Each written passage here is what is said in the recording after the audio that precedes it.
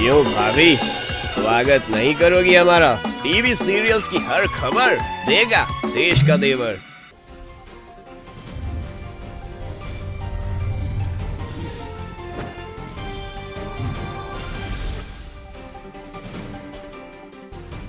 नमस्कार, मैं हूं आकाश सोनी। आप देख रहे हैं अपना पसंदीदा डिबेट शो हम तो पूछेंगे। क्या कांग्रेस को सर्जरी की जरूरत है, और वो भी मेजर सर्जरी की?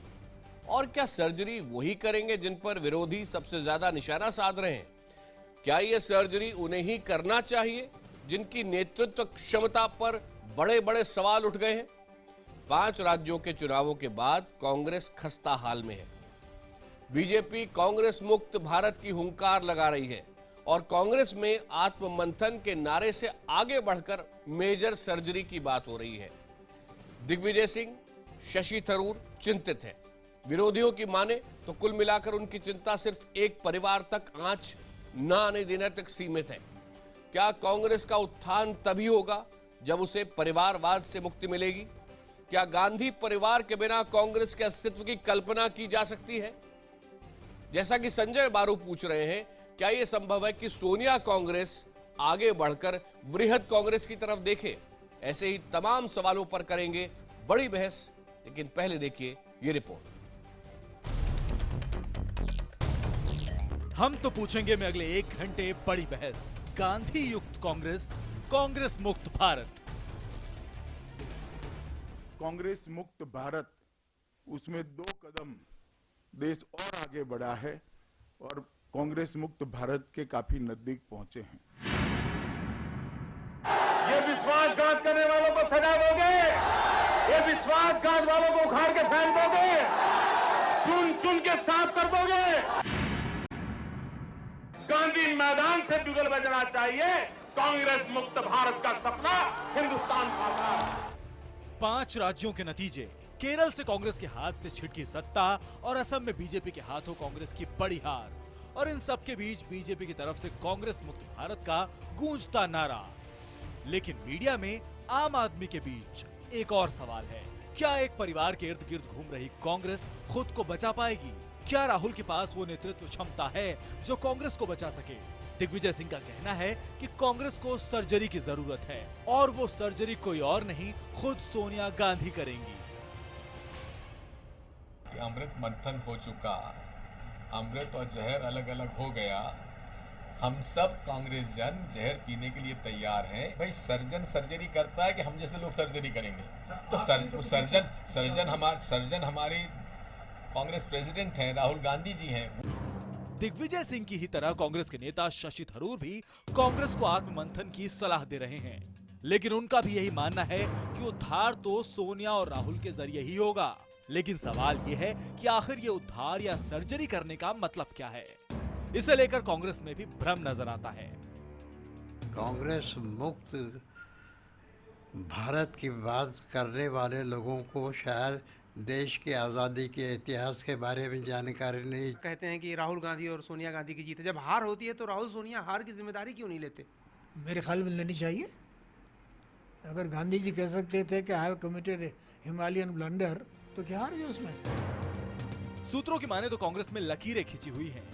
दिग्विजय भले ही मांग कर रहे हैं कि कांग्रेस नेतृत्व को युवा हाथों में सौंपा जाए, लेकिन उसी कांग्रेस में कई बार युवा राहुल गांधी की राजनीतिक समझ और फैसलों पर सवाल उठ चुका है। सवाल ये भी है कि कांग्रेस अगर गांधी परिवार का राग ना अलापे तो क्या करे?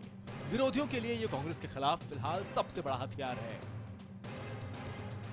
कांग्रेस आज जो बट वृक्ष था आजादी के समय, आज परिवार के प्रोप्राइटरशिप में फंस गया है और देश की जनता ने नकार दी। परिवार का संकट, नेतृत्व का संकट, नेताओं का संकट, देश की सबसे पुरानी पार्टी कांग्रेस के तमाम संकटों के घिरे होने के बीच हम तो पूछेंगे, क्या कांग्रेस को कोमा से निकालने के लिए सोनिया राहुल का हटना जरूरी है? एक बार फिर सुनिए आज का बड़ा सवाल, क्योंकि यह सवाल है देश की सबसे पुरानी राजनीतिक पार्टी से जुड़ा। यह सवाल है देश की दूसरी सबसे बड़ी राष्ट्रीय पार्टी से जुड़ा। और हम चाहते हैं कि आपकी राय हम जरूर इस कार्यक्रम में शामिल करें। सवाल है, क्या कांग्रेस को कोमा से निकालने के लिए सोनिया राहुल का हटना जरूरी है? अगर आपका जवाब है हाँ तो HTP_Y लिखिए, अगर आपका जवाब है नहीं तो HTP_N लिखिए। आप अपनी राय 51818 पर भेज सकते हैं। ट्विटर पर अपनी राय #HTP और #कांग्रेस की सर्जरी इनके जरिए दे सकते हैं, और IBN खबर के फेसबुक पेज और ट्विटर पेज पर भी अपनी राय आप शेयर कर सकते हैं। आपकी राय को हम इसी शो में लगातार दिखाते रहेंगे। इस मुद्दे पर बड़ी चर्चा के लिए हमारे साथ जुड़ चुके हैं कांग्रेस के पूर्व सांसद और पार्टी के प्रवक्ता संजय निरुपम, जो बड़े दमदार तरीके से आज कांग्रेस को डिफेंड कर रहे हैं और खासतौर पे गांधी परिवार को डिफेंड करते हुए नजर आ रहे हैं। बीजेपी के प्रवक्ता सिद्धार्थ नाथ सिंह इस वक्त हमारे साथ जुड़ चुके हैं। जेडीयू के नेता राजीव रंजन इस वक्त हमारे साथ पटना से जुड़ चुके हैं। समाजवादी पार्टी के नेता सैयद असीम वकार साहब इस वक्त हमारे साथ जुड़ गए हैं लखनऊ से। राजनीतिक विश्लेषक डॉक्टर मनीषा प्रियम, जिन्होंने आज एक आर्टिकल लिखा है जिसकी काफी चर्चा हो रही है, वो भी हमारे साथ हैं।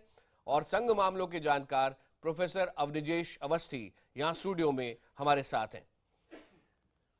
सबसे पहले संजय निरुपम जी, चूंकि ये बेहद गंभीर मसला है इसलिए मैं वैसे के वैसे ही कोट करना चाहूंगा। प्रधानमंत्री मनमोहन सिंह के सलाहकार रहे संजय बारू ने जो बात कही थी, और ये थोड़े तीखे शब्द जरूर हैं, लेकिन मेरे ख्याल से डिसेंट की ये वॉइस आज कांग्रेस को सुनना जरूरी है।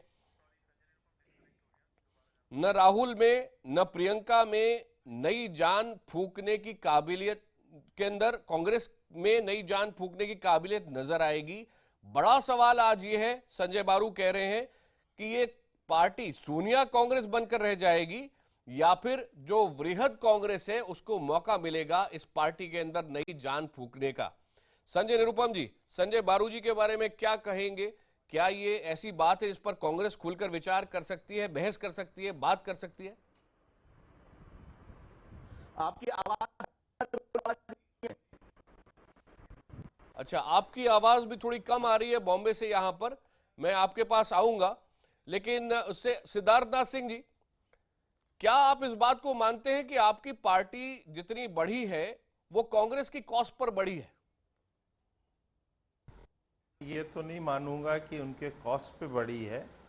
हाँ, क्योंकि हमारी अपनी खुद की नीतियां होती हैं, हमारा संगठनात्मक ढांचा होता है और हमारी लीडरशिप होती है जिससे लोकप्रियता होती है और वोटर मतदाता उस पर वोट डालता है और नीतियों के आधार पर डालता है।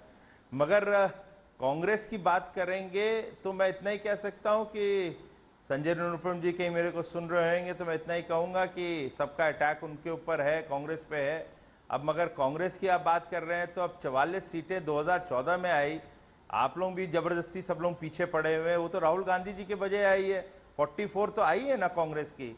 उसके बाद 11 चुनाव हुए हैं। आप बताइए 11 चुनाव में 5 जगह उनकी सरकार थी, वो चली गई, मगर उसके लिए उनको क्यों दोषी दे रहे हैं सब लोग? बड़ा मतलब कांग्रेस को आप विचित्र स्थिति में डाल रहे हैं। हमारा तो अपना, हम 5 राज्यों में आए हैं, मगर कांग्रेस थोड़ी मानने जा रही है। अब राहुल गांधी के पीछे पड़ने से कांग्रेस के अंदर तो कोई भी उसके लिए तैयार नहीं होएगा। मगर क्रेडिट देखिए ना, 44 सीटें आई हैं कांग्रेस की, कांग्रेस के 5 राज्य चले गए हैं। बीजेपी का जहां पे एक दफे खाली झारखंड में मुख्यमंत्री था और कहीं मुख्यमंत्री नहीं था, वहां पे हमारे मुख्यमंत्री बन चुके हैं। उसके बाद दिग्विजय सिंह सर्जरी की बात कर रहे हैं। जो आज उन्होंने जब सर्जरी बात करी तो मैं डर गया था कि कौन सा डॉक्टर आने वाला है, क्या ये डॉक्टर सचिन पायलट या ज्योतिरादित्य सिंधिया तो नहीं आ जाएंगे? तो फिर जो एक ट्रैक रिकॉर्ड है कांग्रेस का खराब हो जाएगा। मैं उन्होंने क्लैरिफाई कर दिया है कि सोनिया गांधी और राहुल गांधी उसकी सर्जरी करेंगे तो कांग्रेस का ट्रैक रिकॉर्ड कायम रहेगा। ये बड़ी अच्छी बात है क्योंकि कंसिस्टेंसी बहुत आवश्यक है इस देश के अंदर लोकतंत्र को बहाल करने के लिए। सिद्धार्थ जी, आपकी बात बड़े ध्यान से संजय निरुपम जी सुन रहे थे और अब जवाब देना चाहते हैं। संजय जी, वैसे एक बात है, 2014 में 14 राज्यों में कांग्रेस थी और 6 में बीजेपी थी। आज 7 राज्यों में कांग्रेस सिमट कर रह गई है और 14 में बीजेपी आ गई है। बहुत कम समय में बहुत बड़ा बदलाव। सर्जरी की जरूरत है, इतना तो आप मानते हैं, मेजर सर्जरी की?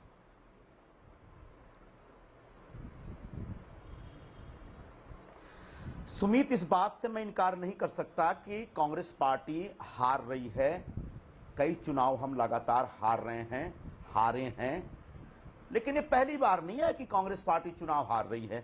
और कांग्रेस पार्टी पहली पार्टी नहीं है पूरे देश में या पूरी दुनिया में जो चुनाव हार रही है। लेकिन कोई पार्टी चुनाव हार गई इसका मतलब वो खत्म हो गई है, अब उसका कोई रिवाइवल नहीं होगा। ये अगर भारतीय जनता पार्टी को मुगालता है तो मुझे लगता है ये मुगालते में वो अपने आप को बर्बाद करने में लग गए हैं। रह गई बात कांग्रेस पार्टी के अंदर सर्जरी की, ये दिग्विजय सिंह जी ने कहा सर्जरी किस संदर्भ में कैसे करना है ये वो बताएंगे, सीनियर लीडर है, अनुभवी नेता है हमारे वो। लेकिन मैं इतना अवश्य कहूंगा कि 2014 के बाद से अब तक जहां जहां भी चुनाव हुए, जहां जहां कांग्रेस पार्टी की सरकार थी, वो सरकार हम नहीं बचा पाए। और वो सरकार हम नहीं बचा पाए इसका मतलब कांग्रेस पार्टी नष्ट हो गई, खत्म हो गई, ये नहीं सोचना चाहिए। वो एक तरह की एंटी इनकम्बेंसी थी। आप कह सकते हैं कि बाकी राज्यों में एंटी इनकम्बेंसी क्यों नहीं हो सकता, वो अपने एंटी इनकम्बेंसी को कवर कर पाए, हम लोग एंटी इनकम्बेंसी को विजय नहीं कर पाए, उसको नहीं जीत पाए।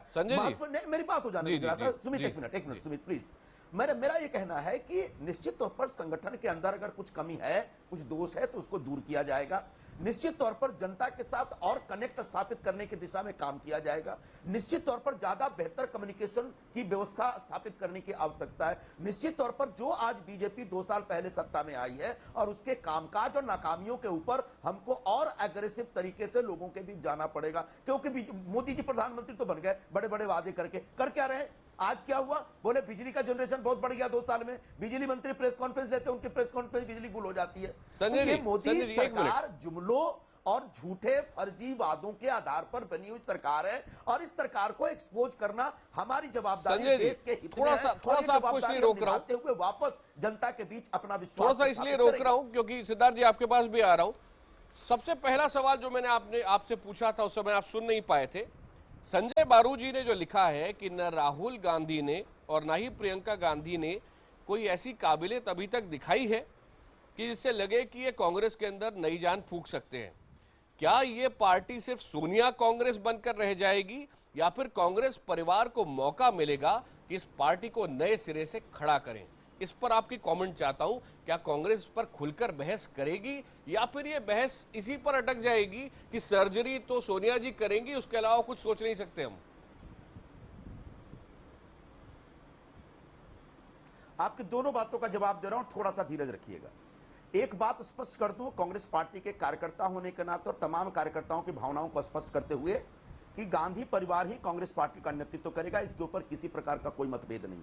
भारतीय जनता पार्टी को चिंता करनी है, अपने अंदर के पार्टी की चिंता करें, अपने नेताओं के बारे में चिंता करें। उनको अगर एक तड़ीपार आदमी राष्ट्रीय अध्यक्ष बनकर के शोभा देता है, हत्याओं का मुजरिम और हफ्ताखोरी का रैकेट चलाने वाला आदमी अगर उनको अध्यक्ष चाहिए तो बिल्कुल मुबारक हो उनको। लेकिन हमारे यहाँ सोनिया जी राहुल जी नेतृत्व कर रही है, वही करेंगे, इस बात से कोई इनकार नहीं कर सकता। मत उतरना, ना तो डिबेट होगी नहीं। प्लीज मेरी बात, इस प्रकार की इटालियन भाषा मत इस्तेमाल करो। नहीं, आप लोग सोनिया जी राहुल जी पे कितना बदतमीजी पे उतर आए हैं संजय जी, इसलिए मैं आपको लोग हमारे नेताओं के ऊपर कितनी टीका टिप्पणी करते हैं और व्यक्तिगत स्तर की टीका टिप्पणी करते हैं। सुमित तो आपकी आवाज मर्यादा मत खोना, ना तो मैं उतरूंगा तो बहुत बुरा होएगा। और आपकी जो इटालियन भाषा मर्यादा, आप अपनी मर्यादाओं में रहना सीखिए। आप लोग सरकार में आकर के भी जिस प्रकार के ऊल जलूल आरोप लगाते हैं, जिस प्रकार से सोनिया जी के ऊपर पर्सनल टीका टिप्पणी करते हैं, जिस प्रकार से राहुल जी के ऊपर आप लोग टीका टिप्पणी करते हैं, आप इससे बाज आ जाइए, अपने गिराबान में झांकना सीखिए। और अगर अपने गिराबान में नहीं झांक सकते मेरे साथ तो ये आपकी प्रॉब्लम है, मेरी मेरे साथ डिबेट कर रहे हैं। मैं अपनी दूसरी बात करिए। अच्छा, आप दोनों को रोक रहा हूं। व्यक्तिगत हमले ना करें तो बेहतर है। सुमित, मैं अपनी दूसरी बात का जवाब दूं। सुमित, मैं संजय बारू के दूसरे सवाल का जवाब दूं। ठीक है सिद्धार्थ जी आपका ऑब्जेक्शन नोट किया, आपका ऑब्जेक्शन बिल्कुल नोट किया। बहुत लो आ रही है, ये क्षमा मांगे, ऑलरेडी आपकी आवाज पूरी लो आ रही है और अगर आप मुझे बोलने नहीं देंगे तो संजय जी, मैं इस तरह की मेरे ख्याल से आप दोनों ही ये चाहेंगे और बाकी मेहमान भी चाहेंगे कि व्यक्तिगत ना हो हम लड़ाई में। डिबेट करने का कोई मतलब नहीं है, थोड़ा शांति रखिए और मेरी बात सुनिए। आप शांति रखें और मर्यादा में रहिए। दूसरे मुद्दे का मैंने निवेदन किया कि मर्यादा में रहिए। आप अपनी मर्यादा भूल गए भाई। आप हमारे सोनिया गांधी जी के ऊपर क्या क्या टिप्पणी करते भूल गए। आप राहुल जी के ऊपर क्या क्या टिप्पणी करते भूल गए। मैंने एक तड़ीपार बोला तो मिर्ची लग गई। अच्छा संजय जी, व्यक्तिगत होना है तो मेरे साथ हो जाइए, क्योंकि मैं आकाश बोल रहा हूँ। आज सुमित कहीं काम से गए हैं, लेकिन इस झगड़े को यहाँ रोक रहा हूँ मैं। कोर्ट में आया है वो सोनिया गांधी है, जिसने यहाँ से कतरोकी को भगाया वो सोनिया गांधी और राहुल गांधी है। देशद्रोही आप लोग हो और हमें आप शिक्षा दे रहे हो। अरे पहले अपने कड़ीपार को संभालो भाई, थोड़ा ही सब पानी चाहिए आप लोगों के लिए। तुम्हारा बिजली मंत्री बोलता है बिजली का पूरा कर्म हो जाएगा। उसकी प्रेस कॉन्फ्रेंस पे बिजली गुल हो जाती है। बिजली का जनरेशन 2 साल के अंदर बढ़ा है। 2 बरस की उपलब्धि मोदी सरकार की क्या है? बिजली सरकार की बिजली मंत्री के प्रेस मेरे भैया 2 साल में क्या हुआ है वो सबको पता है। रोजगार लाने की बात कही थी, महंगाई भी कम कर दी। पहले ये बताओ कि क्यों हार रहे हो? अच्छा चलो मान लिया, चलो संजय निरुपम जी, चलो 2 मिनट मानता हूँ। संजय जी 2 मिनट आपकी बात मानता हूँ कि हमने महंगाई बढ़ाई, हमने झूठ बोला, हमने पाकिस्तान का नहीं करा, तो तुम क्यों हार रहे हो? तुम क्यों हार रहे हो? ये बताओ, हम सब गलती कर रहे हैं, तुम क्यों हार रहे हो? अरे मेरे भाई जवाब दो, हमने गलती करी, मैंने स्वीकार किया, हार क्यों रहे हो तुम? तुम क्यों हार रहे हो? मजहब पे नाम अरे तुम हार क्यों रहे हो? अरे हमने सब चीज करी, सब चीज करी, मैं मान लेता हूं, हार क्यों रहे हो तुम? जो बोला उससे पलटी खाए। अरे हार क्यों रहे हो? क्या किया असम में आपने? आप हार क्यों रहे हो? असम में अरे हमने सब गलतियां करी हैं, हमने सब गलती करी। उनका जमावड़ा बना करके आपने विदेशी घुसपैठ को अलाउ किया, हमने रोका, जो असम में आपने माना हमने वो गलती करी। हारे क्यों? उसको स्थापित करके कंटिन्यू करके दिखा दो। अरे बाबा 6 महीने में पता चलेगा लोगों को। अच्छा, आप दोनों की इजाजत से आप दोनों को रोक रहा हूं और बाकी मेहमानों की तरफ भी जा रहा हूं, क्योंकि ये जो बहस है अभी पटरी से थोड़ी सी उतर रही है। पूछना चाहता हूं कि हमने सब सैयद नसीम वकार साहब, संजय जी बोलना आपने तो कांग्रेस का स्वर्णिम युग भी देखा है, आपके पास आना चाहूंगा वकार साहब। क्या कारण रहा? आपको क्या लगता है कि एक एक करके कई राज्यों से कांग्रेस धीरे धीरे गायब होती गई? आपका अपना आकलन क्या है? देखिए, मेरा जो सोच है, हो सकता है मेरी सोच से कुछ लोग सहमत हों, हो सकता है मेरी सोच से बहुत से लोग असहमत हों, लेकिन मैं अपने विचार रखने के लिए आज़ाद हूं। मैं संजय निरुपम जी से एक गुजारिश करना चाहता हूं। देखिए संजय निरुपम जी, हम लोग भारतीय जनता पार्टी और आरएसएस की रेडिकल मानसिकता के मुखर विरोधी हैं, और हम ये चाहते हैं कि भारतीय जनता पार्टी और कांग्रेस में जब मुकाबला हो तो हमारी दिली तमन्ना ये होती है कि बीजेपी और कांग्रेस में अगर कोई जीते तो कांग्रेस जीते। तो मैं अगर कोई बात यहाँ कहूंगा तो मुझे मेरी राय को एक राय समझिएगा, उसे किसी तरह की टीका टिप्पणी मत समझिएगा। ये कांग्रेस का अपना निजी मामला है, लेकिन सच्चाई ये है कि जो दिग्विजय सिंह जी ने सर्जरी की बात की है, कांग्रेस के लोगों को चाहिए कि अब उसकी सर्जरी वक्त आते पहले कर लें, कहीं ऐसा ना हो कि पोस्टमार्टम की नौबत आ जाए कांग्रेस की।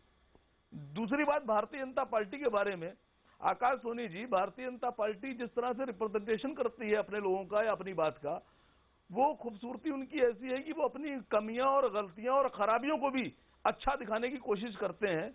मैं भारतीय जनता पार्टी के लोगों से एक बात पूछना चाहता हूं, आपसे भी पूछना चाहता हूं, ये जो 5 राज्यों के चुनाव हुए, इन 5 राज्यों में 4 राज्य ऐसे हैं जिनमें लगभग 630 विधानसभा सीटों पर चुनाव हुए, और उन 630 विधानसभाओं में भारतीय जनता पार्टी के पास सिर्फ 7 सीटें हैं।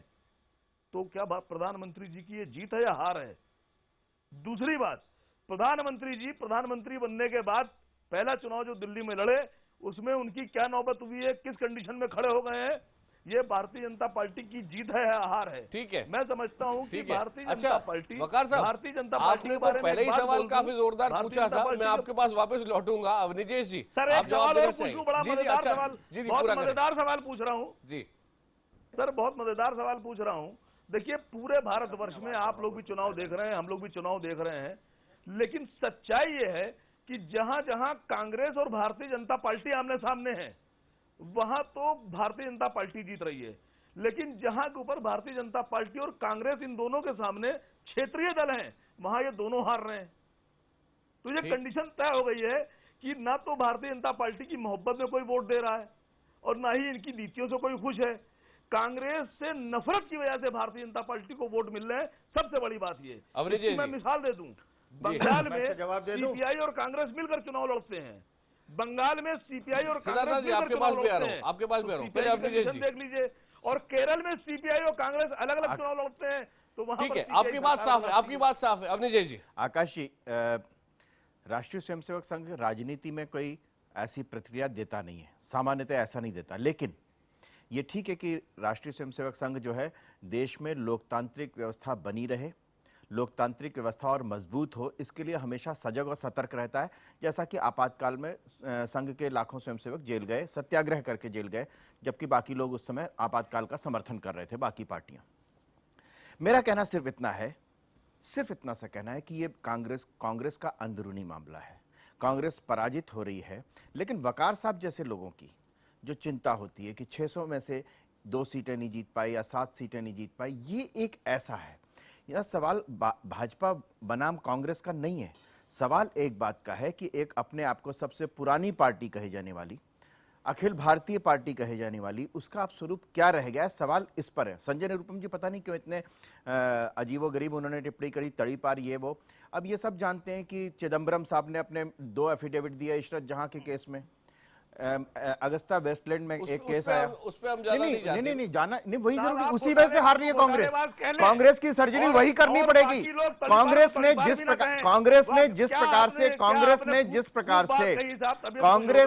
प्रकार से एक परिवार ने जिस प्रकार से पूरे देश में जिस प्रकार से नहीं भी किया तब भी घोटालेबाज कहें, और हम लोग तड़ीपार को तड़ीपार भी ना कहें, ये कैसी बात आपने कह दी? नहीं, तड़ीपार किसने किया था? एक गलत एफिडेविट पर आपने सीबीआई और आईबी को लड़ाया आपस में। देखिए, एक गलत एफिडेविट पर तड़ीपार करते हैं आप। देखिए, वो तो बात की बात है कि वो बात की बात कैसे?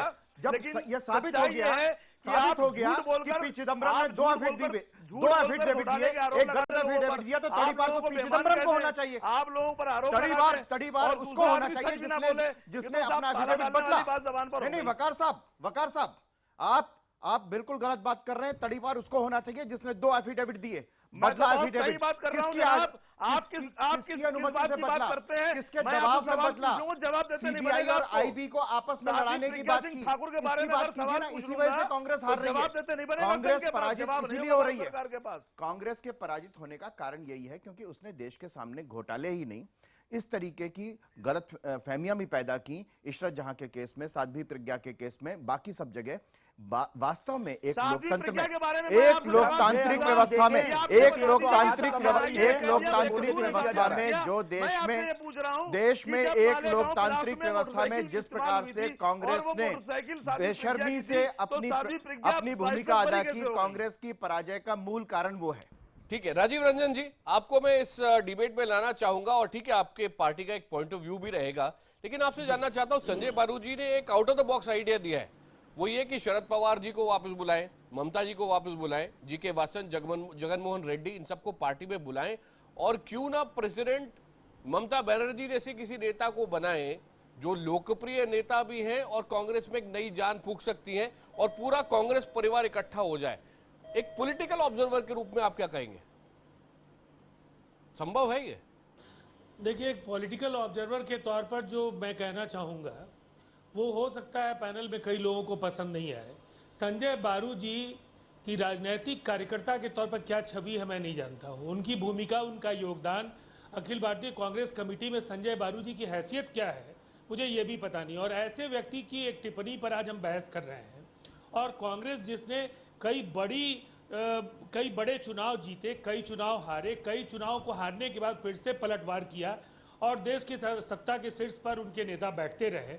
हमारा ये मानना है कि आज ये भारतीय जनता पार्टी की कुशल रणनीति है और ये प्रबंधन है कि कोई पार्टी जो 822 सीटों पर देश के चुनाव में जिसको 64 सीटें आई, जिसका मतलब होता है 13%, जो सामान्य तौर पर एक पास करने वाले छात्र को 3rd डिवीजन में भी पास करने के लिए 30% से ज्यादा मार्क्स चाहिए, उस पार्टी के महिमा मंडन के लिए जिस तरीके का एक वातावरण बन रहा है, ये हास्यास्पद है। दुर्भाग्यपूर्ण मैं नहीं कहूंगा, यह हास्यास्पद है। एक ऐसी कोशिश, असम को लेकर के जो बड़े दावे हैं, आपको नेतृत्व इंपोर्ट करना पड़ा।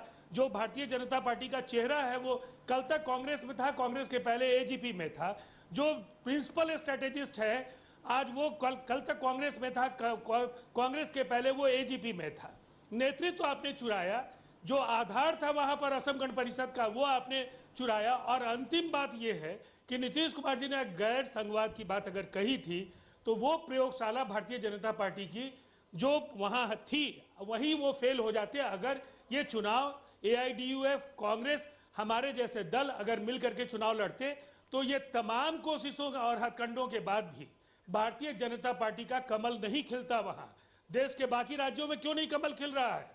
प्रधानमंत्री जी के ये जो 2 वर्ष हैं, इन 2 वर्षों में सिद्धार्थनाथ जी आपके पास आ रहे हैं, पहले अवनीश जी।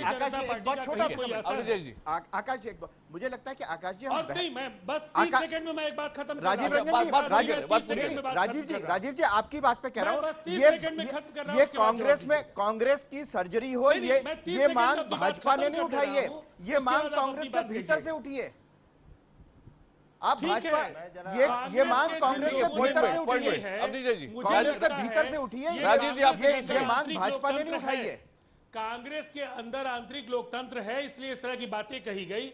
आपके यहाँ जिस तरह की प्रवृत्ति पैदा हुई है राजनीति में कि एक गोएबलवादी जो संस्कृति विकसित हो रही है, एक बात को 10 बार कह करके सही बनाने की कोशिश। राजीव जी साथ रहिएगा। मनीषा जी आपके पास आऊंगा। सिद्धार्थ जी को बोलने दें। सिद्धार्थ जी आप बोलें। आपने कहा कि कांग्रेस में आंतरिक लोकतंत्र है। शांति से जरा सुनने की मैं उम्मीद करता हूं, क्षमता सबके अंदर है तो धैर्य भी रख लें। आज पहले कहा गया, आप अपनी बात रखिए, सबके पास धैर्य है और सब लोग आपकी नसीहत सुनने के बजाय आप अपनी बात रखिए। अभी आपके अंदर धैर्य तो दिखा नहीं, मैंने तो एक शब्द खोला था, आपका धैर्य बाहर निकल आया। अब आप जरा सुन लीजिए, मेरे भैया सुन, अरे भैया आप सुन लो, मेरे भाई सुन लो, मेरे से गलती हो गई, मैंने आपको बोल दिया। आप एक ही जैसी बात कर रहे हैं। अरे भैया आप सुन लो, गलती हो गई, मैं माफी मांग लेता हूं। आप जरा सुन तो लो, क्योंकि अभी उबलोगे इसके बाद। जो मैं बोलने जा रहा हूं उबलोगे। जिसको आप बोलना और उसके बाद बोलना नहीं, धैर्य उसमें दिखेगा आपका। जिसको आप नेता पूरे देश का बनाना चाहते हो, वो बिहार जीतने के लिए जो चारा चोर है उसको लेकर अपने साथ घूमते हैं और लालू का सपोर्ट लेते हैं। वो देश का पूरा का पूरा आप लोग जाने जाते हैं सिद्धार्थ जी। अगर इस आपको तड़ी पार कहा संजय नीलम ने, तो आपको ये बात नीची की तरह लगी। ये गंदगी है और ऐसी भाषा का प्रयोग सिद्धार्थनाथ सिंह जी आप चैनल पर मत कीजिए। आपको एक व्यक्ति तड़ी पार कहा गया तो आपको ये बात बुरी लगी। और एक दल के अध्यक्ष को आप इस तरह के शब्दों का नहीं, बिल्कुल गलत कहा आपने। आप अपनी बात वापस लीजिए। कन्विक्टेड है, मैंने कहा आप अपनी बात वापस लीजिए। देश को कबीलों में बांट रहे हैं आप, सामाजिक सौहार्द को समाप्त कर रहे हैं। और इन बेईमानियों के बाद भी आपकी जमीन पक्की नहीं हो रही है, आप कहीं नहीं है ना। अभी जनादेश जो मिला है, बिहार की जनता ने आपको खदेड़ कर बाहर कर दिया। बिहार की धरती से बाहर जा चुके हैं। बिहार के और बिहार में आपका आने वाले लोकसभा चुनाव में भी बुरी तरह आ चुका है, थोड़ा सा ध्यान दो। रोज जर्नलिस्ट को मार रहे हो।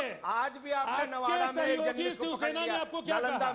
आपके सहयोगी शिवसेना ने कल क्या कहा? देखा, धैर्य खो दिया ना। महाराष्ट्र में घटनाएं हो रही है, जो मध्य प्रदेश में घटनाएं हो रही है, आकाश जी ये बोल सकते हैं, मेरी तरफ से छूट है। हो रही है, आग लग गई है, मिर्ची पूरी लग गई है उनको। लोग आप एनसीआरबी के आंकड़े क्यों नहीं देखते हैं? अच्छा एक मिनट, डॉक्टर मनीषा प्रियम भी हमारे साथ है। डॉक्टर मनीषा प्रियम, देखा कैसे मिर्ची लगी, कैसे मिर्ची लगी इनको। बिहार की जनता और दूसरा वकार साहब, जनता को गालियां दे रहे हैं। रीजनल पार्टी की बात करी, भारतीय जनता पार्टी झारखंड में एक रीजनल पार्टी से जीत कर आई है। जरा सच्चाई और आंकड़ों के साथ बहस करा करिए आप लोग। झारखंड में एक रीजनल पार्टी को हराया और हम लोग ने वहां सत्ता पाई है, तो इसलिए रीजनल पार्टी का जरा जवाब समझिएगा।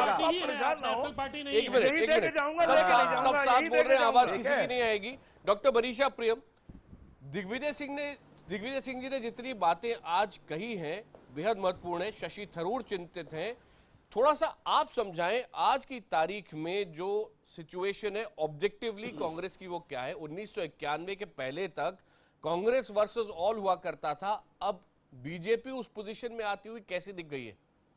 इतना बड़ा बदलाव कैसे और क्यों? देखिए, पहले मैं दो बातें कहूंगी और सबसे अंत में आ रही हूं, इसलिए आशा करती हूं कि धैर्यपूर्वक कुछ समय तक बोल भी पाऊं। जहां तक कांग्रेस का सवाल है, कांग्रेस का नवीनीकरण होगा और जिस सर्जरी की बात अब दिग्विजय सिंह कर रहे हैं, वो तारीख, ड्यू डेट जो है वो खत्म हो चुका है एक तरह से।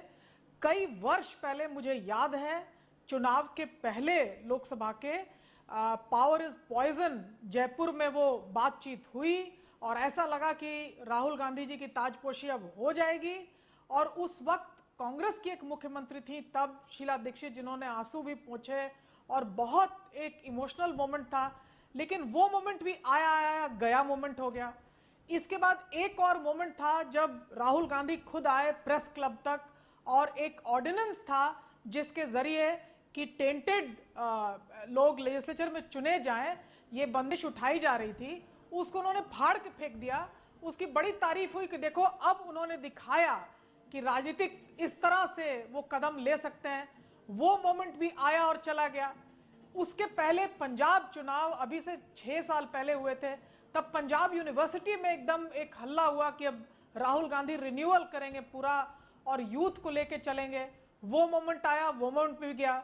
गुजरात में 2012 में जब स्टेट इलेक्शंस हुए, उस समय भी वहां का यूथ कांग्रेस जो था, एक तरह से बहुत ही बढ़िया छवि के लोग गुजरात कांग्रेस के लीडर्स थे, फैक्शनलिज्म से अलग, पूरे वॉर रूम में स्ट्रैटेजी मीटिंग्स होती रही। वो मोमेंट भी आया। और 2012 में आप याद कीजिए कि 2012 में ये तय नहीं था कि नरेंद्र मोदी वो चुनाव जीत ही जाएंगे। उनके कुछ प्रोग्राम्स के चलते वो मनसा बाइपोल्स हार चुके थे, लेकिन वो मोमेंट भी आया और चला गया। तो कहीं ना कहीं दिग्विजय सिंह जी जो सर्जरी की बात कर रहे हैं, ये मैं कहूंगी कि ये post dated cheque on a crashing bank है। बहुत देर हो चुकी है।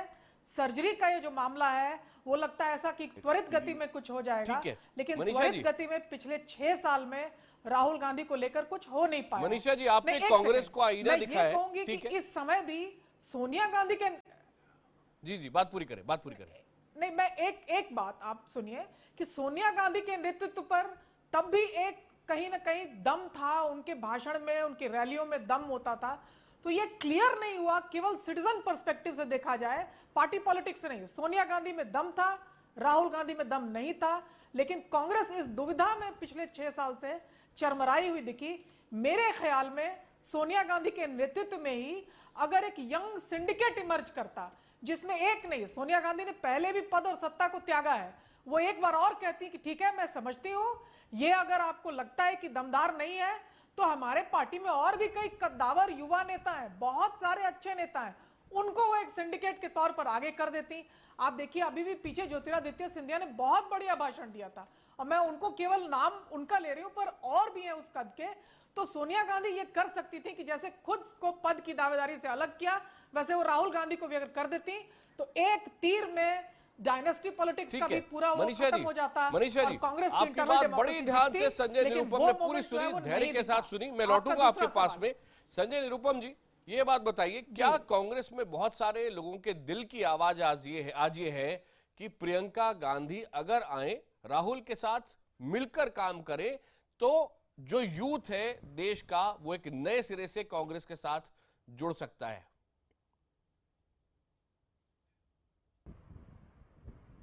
मुझे लगता है थोड़ा सा धैर्य से मुझे सुने सब लोग, ऐसा मेरा आग्रह है। मैं आपके सवाल का जवाब दूंगा, लेकिन उससे पहले 2 बातें मुझे कहनी है। पहली बात, जो भारतीय जनता पार्टी बात बात पे अपने आप को ईमानदार बनाने की कोशिश करती है और कहती है कि भ्रष्टाचार के हम खिलाफ हैं, उससे हमारा सवाल है कि येदियुरप्पा कौन है साहब? भ्रष्टाचार के आरोप में महीनों जेल में रहे। आज जो आपके प्रदेश के कमेटी के अध्यक्ष हैं, आपके राष्ट्रीय कमेटी के उपाध्यक्ष थे, आप लालू यादव के ऊपर तो बार बार सवाल उठा देते हैं। कभी आपकी पार्टी में कितना बड़ा भ्रष्टाचार पल रहा है? महाराष्ट्र में 6 मंत्रियों के ऊपर भ्रष्टाचार के आरोप लगे हैं, लेकिन इतनी मोटी चमड़ी के लोग हैं को रिएक्ट ही नहीं करते, सीधे उसको रिजेक्ट कर देते हैं। आप वसुंधरा राजे का पूरा कामकाज देख लीजिए, रमन सिंह का कामकाज देख लीजिए, शिवराज सिंह चौहान का व्यापक घोटाला देख लीजिए। तो भ्रष्टाचार के मामले में भारतीय जनता पार्टी आज बहुत क्या ज्यादा आप दूसरों अपने पे आप को हमला पाक साफ करके साबित करने की कोशिश कांग्रेस की सर्जरी पर बात करने वाले कोशिश न करें। दिग्विजय सिंह जी एक ने जवाब मैं दे बोलेंगे, देख तो आपकी आवाज कम आ रही है, फिर आप बोलेंगे कोई और बोलेगा तो फिर मैं बोल नहीं पाऊंगा। अच्छा नहीं नहीं, एक मिनट मेरी बात हो जाने दीजिए प्लीज। जी संजय जी ने कुछ प्रश्न पूछे इसलिए मैं बता दूं। एक मिनट नहीं, एक मिनट मेरी बात हो जाने संजय जी, यहाँ तक का जो यहाँ, अच्छा आपको प्लीज मेरी बात हो जाने दीजिए, 40 सेकंड दे रहा हूँ। डायनेस्टी, ठीक है, ठीक। नहीं एक मिनट नहीं, एक मिनट मेरी बात हो जाने दीजिए प्लीज। ऐसे मत बुलाए करिए आप लोग अपने डिबेट में। जी बोले। ऐसे डिबेट में बुलाने का कोई मतलब नहीं अगर आपको अपना एजेंडा चलाना है तो। दूसरी बात डायनेस्टी की होती है। बीजेपी के लोग बात बात पे डायनेस्टी की बात करते हैं। ये भारतीय जनता पार्टी सहयोगी दल हैं, चाहे शिवसेना हो या अकाली दल। ये क्या डायनेस्टी नहीं है? जो सनराइज के ऊपर अटैक होता है, कभी आपने बोला कि प्रकाश सिंह बादल को अपने बेटे को घर बैठाना चाहिए? कभी आपने बाला साहब ठाकरे को बोला था कि उद्धव ठाकरे को घर बैठाना चाहिए, या उद्धव ठाकरे को बोला तू अपने बेटे को घर बैठाओ? इनकी पार्टी के अंदर हिमाचल के मुख्यमंत्री का बेटा नेता बन के घूम रहा है जी। वसुंधरा राजे जो मुख्यमंत्री है राज, उनका बेटा मुख्यमंत्री नेता बन के घूम रहा है जी, सांसद बन के घूम रहा है जी। तो कृपया करके जो वंशवाद के मुद्दे पर आप दोमुहापन मत दिखाइए और सिर्फ कांग्रेस पार्टी को बदनाम करना है इसलिए बड़े बड़े प्रतिपादन न करें। अब रह गई बात प्रियंका गांधी जी की, वो एक गांधी परिवार की एक सदस्य है। उनको कब एक्टिव होना है, कितना एक्टिव होना है, यह कांग्रेस पार्टी का जो प्रमुख शीर्ष नेतृत्व है और जो हमारा गांधी परिवार है, सोनिया जी है, राहुल जी है, उनको तय करना है। इसके लिए भारतीय जनता पार्टी या मीडिया के लोग इतना क्यों बेचैन होते हैं मुझे समझ में नहीं आता। तय करना है पार्टी को, पार्टी के नेतृत्व को। वो लोग जिस दिन फैसला लेंगे उसको उस दिन ठीक है संजय जी, आज इस समय पूरा समय दिया मैंने। तुम्हें कांग्रेस पार्टी एक बहुत अच्छे ढंग से काम कर रही है। ठीक है, हम हार रहे हैं, स्वीकार कर रहा हूं संजय जी। आज के फैसले को सरमाते लगा रहा हूं मैं, लेकिन राहुल जी के कामकाज में हमको विश्वास है, गंभीरता पूर्वक काम कर रहे हैं। आज नहीं तो कल हमको कामयाबी अवश्य मिलेगी, ऐसा मैं पूरे आत्मविश्वास के साथ आपके सामने कह रहा हूं। राहुल जी ने जितने 9 चुनावों में लीड किया है उनमें से सिर्फ एक कर्नाटक में जीत प्राप्त हुई। आप संतुष्ट हैं इससे? जैसे, लेकिन पहले सिद्धार्थनाथ जी आप बोले, फिर मैं जवाब देता हूं उधर से। सिद्धार्थनाथ जी, क्योंकि आपके ऊपर हमले हुए। संजय जी, नहीं मैं कोई हमले नहीं है। संजय जी जो कह रहे हैं राहुल गांधी और सोनिया गांधी जी के और परिवार के बारे में, उनका हक बनता है उनको जो कह रहे हैं सही कह रहे हैं। हम कब कह रहे हैं? हम तो कह रहे हैं कि जो 44 सीट्स भी जो आई थी 2014 में तो राहुल गांधी जी की देन है। हम तो कह रहे हैं कि भाई अभी 11 चुनाव हो सके हैं और उसमें से 5 ही राज्य गए हैं। अभी 6-7 राज्य में जहां इनकी सरकार है, छोटे छोटे हैं नॉर्थ ईस्ट के, राहुल गांधी जी की वजह से। राहुल गांधी, मैं जनता पार्टी की 2 सीटें आई थी, वही अटल जी बाद में बीजेपी के प्रधानमंत्री बनते हैं। अरे मैं तो कह ही नहीं रहा हूं आपको कुछ भी। अटल जी के नेतृत्व में कभी बीजेपी सिर्फ 2 सीट पे जीती थी आपके राहुल और वही अटल जी बाद में देश के प्रधानमंत्री बनते हैं। अरे आपने क्या अटल जी का कत्ल करके पास है बूचड़ खाने में डाल दिया था क्या? देन है भाई। मैं तो जब अटल जी के नेतृत्व में बीजेपी हारती थी तो क्या आप उनका कत्ल कर देते थे? जब अडवाणी जी के नेतृत्व में बीजेपी हारती थी लोकसभा चुनाव, अच्छा संजय जी आपकी बात पूरी हुई? आपकी बात पूरी सुन लीजिए। मैंने तो बोला नहीं इनके बीच में। अरे यार आप मर्यादा मैंने पार करी नहीं। चिंता करो ना, मैंने मर्यादा पार नहीं करी। 44 सीट ये मैं कह ही नहीं रहा आपकी चिंता तो आप दिग्विजय सिंह कर रहे हैं। अरे भैया दिग्विजय सिंह ने सर्जरी की बात करी, मैंने तो कहा भी नहीं। मैंने तो कहा भी नहीं दिग्विजय सिंह के ऊपर 44 सीट के बदौलत 440 सीट पे आएगी कांग्रेस। हम तो कहीं भी नहीं रहे, दिग्विजय सिंह की वजह ये डिबेट हो रही है। और दूसरी बात संजय भैया जरा सुन लो, संजय भैया जरा सुनिए तो। अरे इतना आपका बीपी आज हाई है, मैं देख रहा था।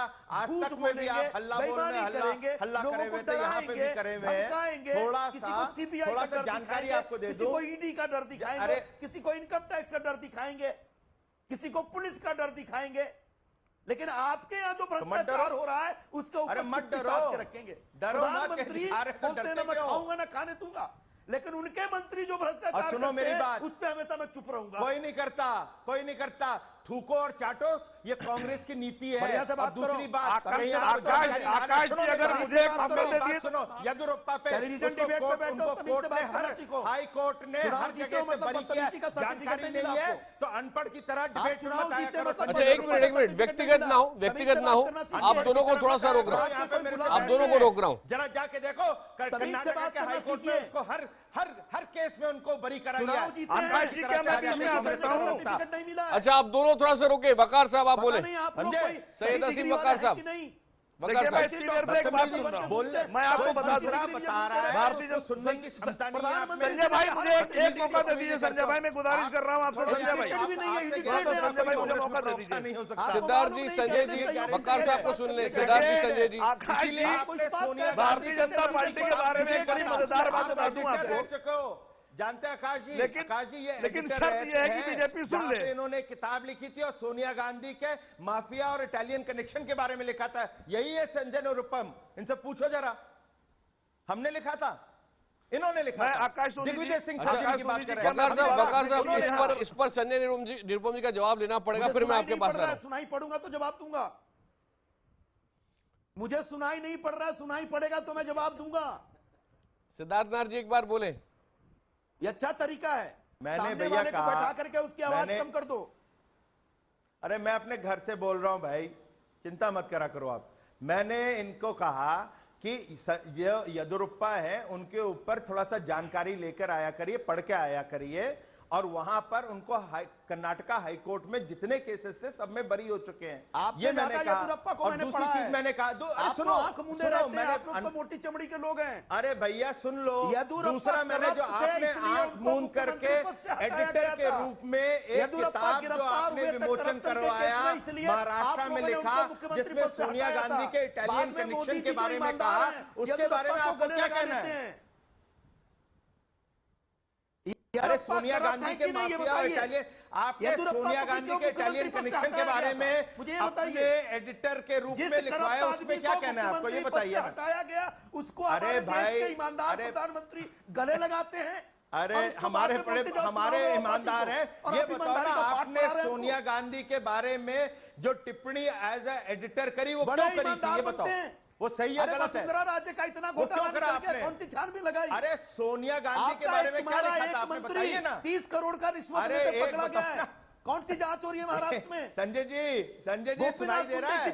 मैंने जो प्रश्न पूछा सोनिया गांधी पे, क्या लिखा था आपने उसके एज एडिटर, आपने क्या लिखा था सोनिया गांधी पे? पूरी जांच एजेंसियां कंट्रोल करके बैठे हैं। क्या लिखा सोनिया गांधी के ऊपर आपने?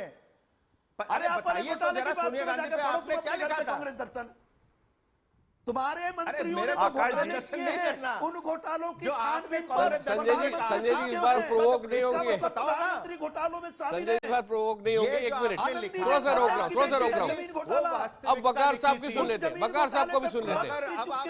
मतलब बाकी आवाजें कम कर दीजिए, बाकी आवाजें कम कर दीजिए। देखिए मैं बहुत अहम बात कहने जा रहा हूँ। वकार साहब, मैं बहुत अहम बात कहने जा रहा हूँ। चुप्पी क्यों साथ मैं ये चाहता हूं कि जैसे मैं सबकी सुन रहा हूं वैसे मेरी भी सुन ली जाए। पे बीजेपी चुप्पी। देखिए भारतीय जनता पार्टी के बारे में पूरा देश जानता है कि ये झूठ बोल रहे हैं। इन्हीं ने झूठ और फरेब करके हुकूमत हासिल की है। आप लोग को याद होगा 2013 में जब इनका चुनाव प्रचार चल रहा था और इलेक्शन होने वाले थे, तो ये एक नारा दिया करते थे 2G 3G और जीजा जी। तो देश को लगा साहब 2G वाले भी जेल जाएंगे, 3G वाले भी जेल जाएंगे और जीजा जी यानी रावत वड्रा भी जेल चले जाएंगे। ये फिर कहने लगे साहब हमारी हुकूमत आएगी तो हम 15-15 लाख रुपए सबको दे देंगे। तो मैं आपको उस पर एक बात बता दूं, हमारे क्या उत्तर प्रदेश में कहावत कही जाती है लबरा और जबरा।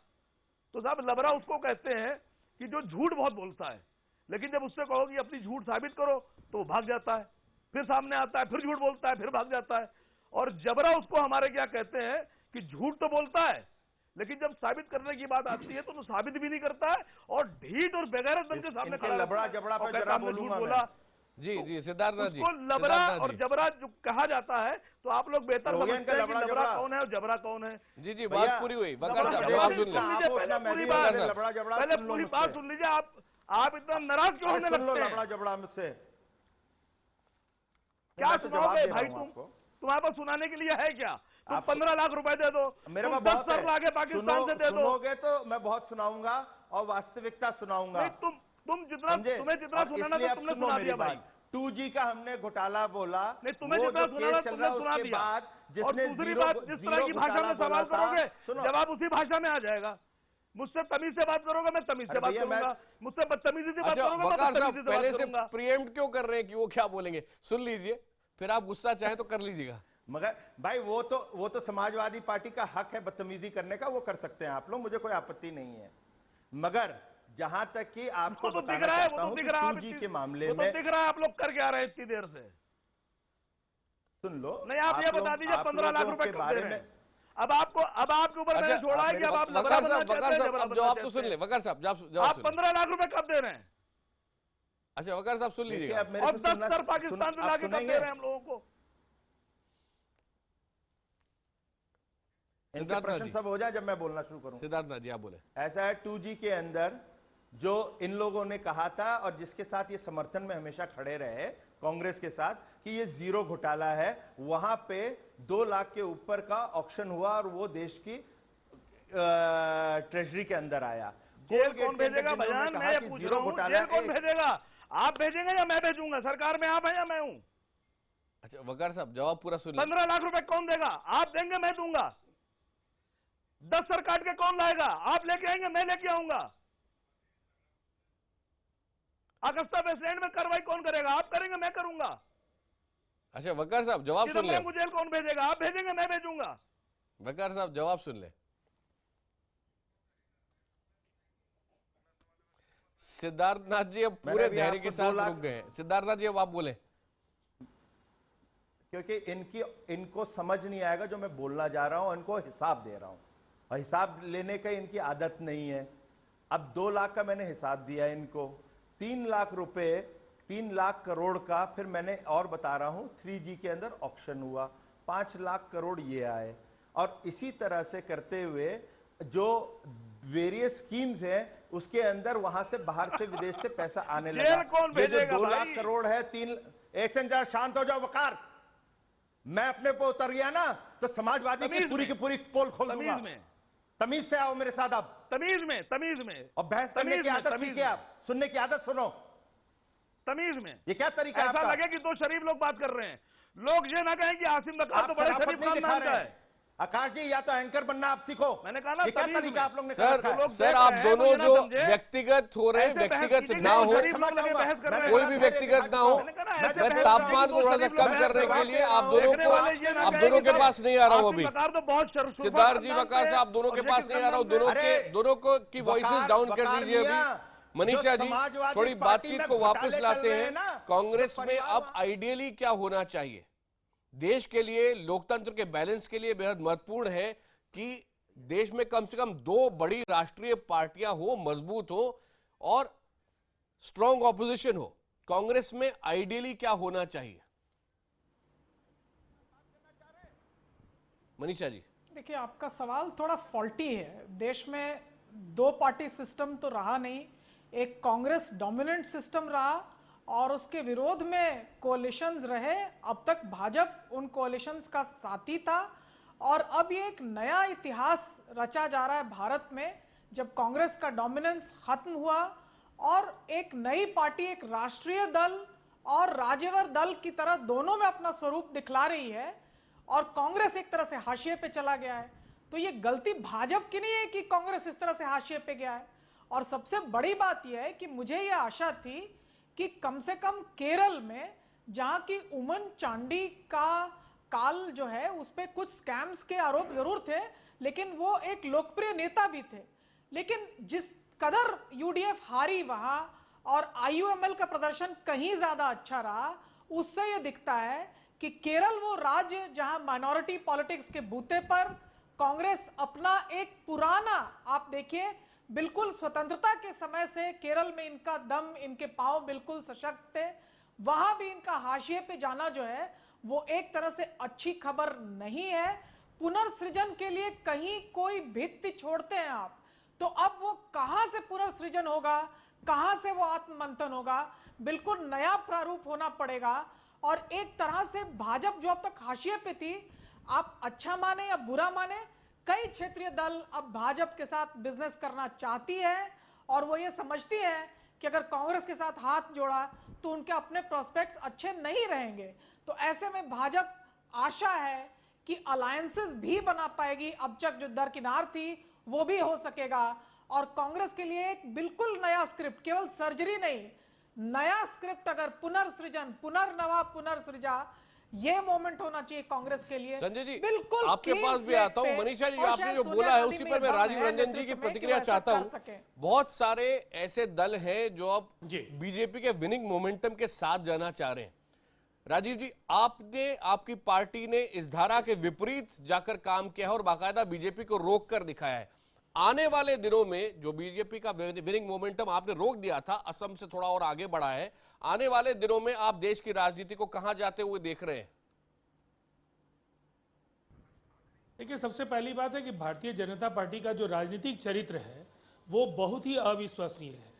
जो भी नए दल आएंगे उन्हें नीतीश कुमार जी, नवीन पटनायक जी, मायावती जी, शिबू सोरेन जी और देश के अलग अलग राज्यों में जो क्षेत्रीय दलों के साथ भारतीय जनता पार्टी का जो रवैया रहा है, जो अवसरवादी चरित्र रहा है, उसका भी एक बार वो संज्ञान जरूर लेना चाहेंगे।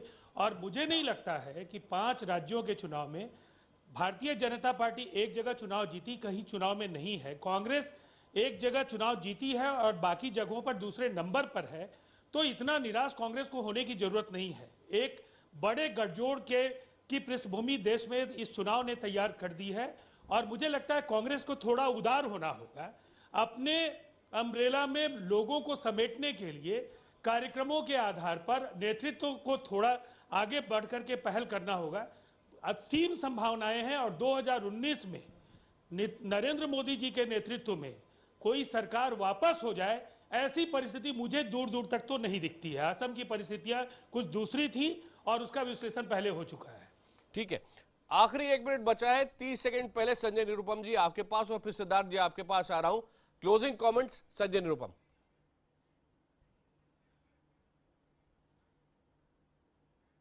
नहीं, जहां तक राजीव जी ने जो कहा कि कांग्रेस पार्टी को उदार होने की आवश्यकता है, बिल्कुल वो उदारता है।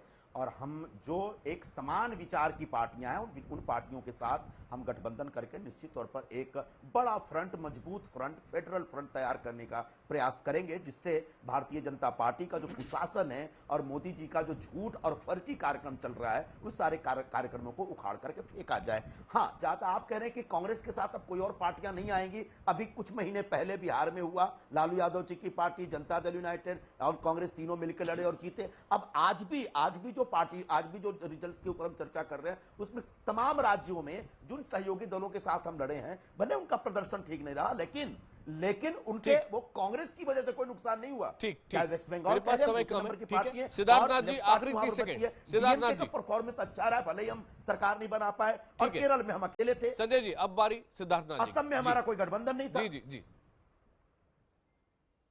देखिए, जहां तक की बात है, अब एक चीज साफ हो गई है कि राजनीतिक परिदृश्य के ऊपर भारतीय जनता पार्टी एक नेशनल पार्टी के रूप में रह गई। जो कांग्रेस के पास होता था वो कांग्रेस नहीं है। अभी आपने उनके सहयोगी दल जेडीयू के बारे से भी सुना, वो भी साफ साफ अब ये कह रहे हैं कि कांग्रेस को अपना उदार और नेशनल बन गए। अच्छा, एक मिनट सुन ले। क्लोजिंग कमेंट्स है। पैन इंडियन पार्टी है, लेकिन 5 में से 4 राज्यों में साफ हो गए।